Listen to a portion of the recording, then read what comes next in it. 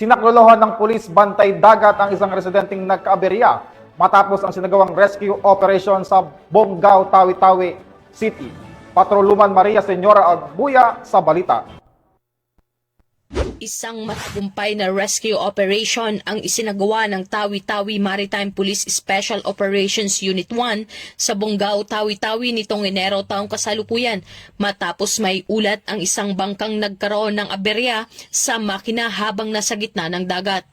Ayon sa ulat, habang nagsasagawa ng regular na search and rescue operation, nakatanggap ng tawag ang Maritime Police mula sa isang concerned citizen tungkol sa bangkang hindi na makausad dahil sa engine failure. Agad na tumugon ng mga otoridad sa pamumuno ni Police Lieutenant Colonel Jezreel A. de la Cruz, commander ng Tawi-Tawi Maritime Police.